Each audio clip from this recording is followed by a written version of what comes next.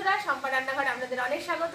আজকে বন্ধুরা আমি দেখুন মটর পনির করে দেখাবো, আর ঘরোয়া উপকরণ আর খুব অল্প মশলা দিয়ে মটর পনিরটা করে আজকে আমি আপনাদের সাথে শেয়ার করব। তো রেসিপিটা সম্পূর্ণ দেখুন, তাহলে আপনারাও বাড়িতে বানাতে পারবেন, আর খেতে কিন্তু খুব অসাধারণ হয় বন্ধুরা। তো চলুন রেসিপিটা শুরু করি, আর ভিডিওটি সম্পূর্ণ দেখার অনুরোধ রইল।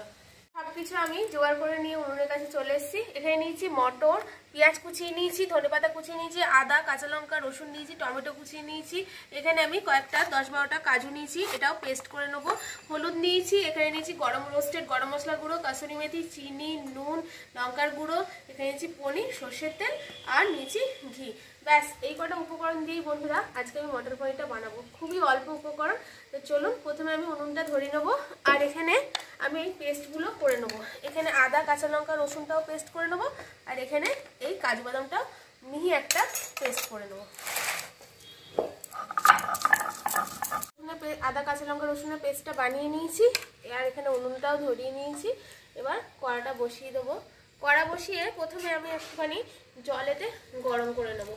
এই জলটা বন্ধুরা আমি যখন পনিরটা ভেজে নামাবো তখন এই গরম জলের মধ্যে ভিজিয়ে রাখবো। তাতে কি হবে, পনিরটা সফট থাকবে, বেশ শক্তপোক্ত হয়ে যাবে না। আর আজকে দেখুন এত মেঘলা ওয়েদার, কেউ বলবে এখন 12:30 একটা বাজে, কি ওয়েদারের একদম বাজে ওয়েদার। জলটা গরম হয়ে গেছিল, আমি দেখুন বাটিতে নামিয়ে রেখেছি, আর এখানে আবার কড়াটা বসিয়ে দিয়েছি। এবার দিয়ে দেবো সর্ষের তেল। তো আপনারা চাইলে এটা পুরো ঘি বা বাটারেও করতে পারেন, কিন্তু আমরা তো হেলথ কনসিয়াস, তাই সর্ষের তেলের সাথে অল্প একটু ঘি মিশিয়ে নেবো ফ্লেভারের জন্য। দিয়ে প্রথমে এই 1 চামচ মতো আমি ঘি মিশিয়ে নিলাম। প্রথমে আমি এখানে পনিরগুলো আগে ভেজে নেব। পনিরগুলো দেখুন আমি এরকম কিউব করে কেটে নিয়েছি। এবার পনিরগুলোকে ভেজে নেব।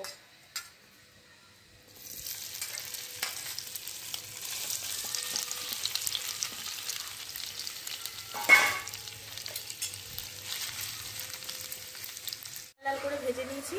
এবার এই গরম জলটার মধ্যে তুলে নেব। তুলেই কিন্তু গরম জলে দিয়ে দেবো, তাহলে কি হবে, পনিরটা খুব নরম থাকবে। আর এমনি খালি রেখে দিলে কিন্তু পনির শক্ত হয়ে যায়। সব পনিরগুলো ভেজে তুলে নিয়েছি। এবার গরম জলে দিয়ে এটাকে চাপা দিয়ে রেখে দেবো। আর এখানে এবার এই তেলের মধ্যেই আমি পেঁয়াজগুলো দিয়ে দেবো।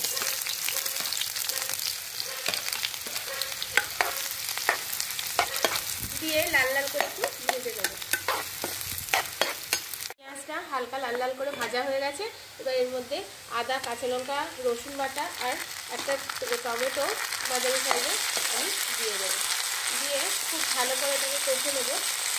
আর এখনই এখানে আমি তরকারিতে যতটা লবণ লাগবে দিয়ে দেবো পরিমাণ মতো লবণ।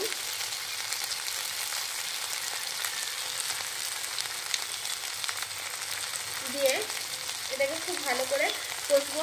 আর এখানে দেখুন মটর পনিরে অল্প একটু হলুদ লাগে, তুমি অল্প একটু হলুদ দিচ্ছি এখানে।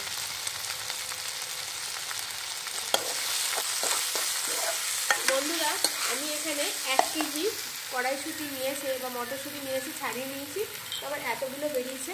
আর এখানে এই 1 কেজি কড়াইশুঁটি ছাড়িয়ে নিয়েছি, এই এতগুলো মটরশুঁটির সাথে আমি 250 গ্রাম পনির নিয়েছি। আপনারা এই অনুপাতেই কিন্তু করবেন। লবণটা খুব ভালো করে কষিয়ে নিয়েছি, দেখুন তেলও ছেড়ে গেছে। আর লবণ দিয়েছিলাম বলে দেখুন টমেটোগুলো বেশ গলে মতো গেছে। এবার এখানে আমি দিয়ে দেবো অল্প একটু বাটনা বাটা জল, দিয়ে আর একটু বেশ ভালো করে কষিয়ে নেবো। তারপরে মটরশুঁটিগুলো দেবো।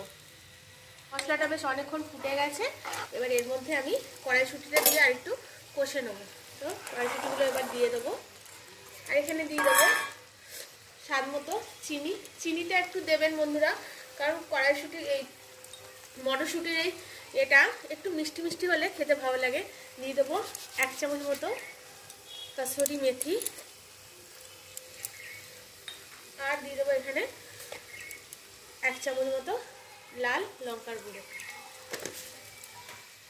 দিয়ে এটাকে খানিকক্ষণ একটু কষবো, তারপরে কিন্তু পনিরগুলো দেবো। কড়াইশুঁটিটা দিয়ে খুব ভালো করে কষে নিয়েছি। এবার এর মধ্যে আমি পনিরটা দিয়ে দেবো। পনিরের জলটাও কিন্তু দিয়ে দেবেন, এতে ঘি আর তেলের একটা সংমিশ্রণ আছে, ফেলে দেবেন না। জলটা শুদ্ধ দিয়ে এবার এটাকে আমি চাপা দিয়ে ফুটতে দেবো। বেশ ভালো করে এটাকে মিশিয়ে দেবো। এখন কিন্তু আপনারা কাজু বাটা দেবেন না। কাজু বাটা দিলে কি হবে, যখন এটা ফুটবে নিচে লেগে মতো যাবে। তো এখন দেবেন না, যখন নামাবো তার আগে কিছুক্ষণ আগে কাজু বাটাটা দেবো। এখন এটাকে চাপা দিয়ে দেবো, মটরশুঁটিটা সিদ্ধও হয়ে যাবে আর আমার এই তরকারিটা কুকও হয়ে যাবে। এটা ফুটে গেছে, তুলে দেখবো। দেখুন এটা ফুটেও গেছে আর কড়াইশুঁটিগুলো সিদ্ধও হয়ে গেছে। দেখুন কড়াইশুঁটিগুলো কিরকম সিদ্ধ হয়ে গেছে দেখুন। এবার এটার মধ্যে আমি দিয়ে দেবো এখানে গরম মশলা গুঁড়ো। এটা রোস্টেড গরম মশলা গুঁড়ো। আমার চ্যানেলে আমি অনেকবার দেখিয়েছি এই রোস্টেড গরম মশলা কীভাবে বানাতে হয়। কিছুই না, জিরে আর 3 রকম গরম মশলা খালি কাঠখোলা ভেজে গুঁড়ো করে নিয়েছি। আর এর মধ্যে দিয়ে দেবো ধনেপাতা কুচি।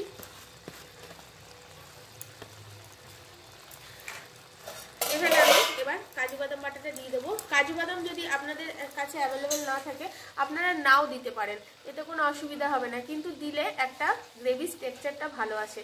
আর যদি কাজু বাদাম না পান তাহলে আর একটা অপশনাল আপনারা চিনেবাদাম, কাঁচা চিনেবাদাম ভেজে কাঠখোলা সেটাকে খোলা ছাড়িয়ে বেটে দিতে পারেন, সেটাও কিন্তু অসুবিধা হবে না। এবার আমি এখানে কাজু বাদাম বাটাটা দিয়ে দেবো। কাজু বাদামটা একদম স্মুথ পেস্ট বানিয়ে নিয়েছি, দিয়ে আরও কিছুক্ষণ আমি এটাকে ফুটতে দেবো। আর এটাকে এখন আর চাপা দেবো না।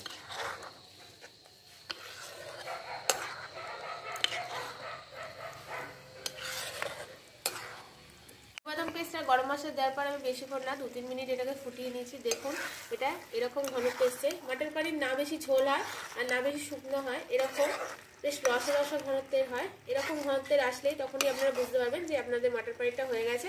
আর আমি কিন্তু কীরকম জল দিয়েছি আপনারা দেখেছেন, যে পনিরে যে জল ভেজানো ছিল সেটা দিয়েছি আর একটু মশলা বাটা জল দিয়েছি, ব্যাস, আর এক্সট্রা করে কোনো জল দিইনি। এবার এখানে আমি নামিয়ে নেবো, তার আগে দিয়ে দেবো অল্প একটু ঘি। তাতে কি হবে, এই ঘিয়ের ফ্লেভারটা বেশ এই তরকারির মধ্যে থেকে যাবে। এবার এটাকে আমি নামিয়ে নেবো, নামিয়ে এটাকে মিশিয়ে নেব। মিশিয়ে খানিকক্ষণ চাপা দিয়ে এটাকে আমি সার্ভ করে নেব। দেখলেন তো বন্ধুরা কত সহজ পদ্ধতিতে আর ঘরোয়া উপকরণ দিয়ে এই কম মশলার মটর পনিরের তরকারি আমি বানিয়ে ফেললাম। লুচি, পরোটা, ফ্রাইড রাইস যে কোনো কিছু দিয়ে এই তরকারি কিন্তু জুড়ি মেলা ভার। আর বন্ধুরা ঘি আর এর কিন্তু দারুণ গন্ধ বেরিয়েছে।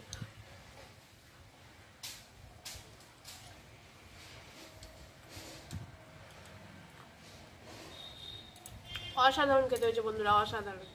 বন্ধুরা এই মটর পনিরের তরকারি তো আমি খেতে থাকি, আর আপনারা আমার চ্যানেলে নিত্য নতুন রেসিপি দিতে প্লিজ বন্ধুরা আমার চ্যানেলটিকে সাবস্ক্রাইব করে শেয়ার, লাইক, কমেন্ট করে দেবেন। আজকের মতো টাটা বন্ধুরা, আবার আসবে একটা নতুন রেসিপি আপনাদের সাথে শেয়ার করার জন্য।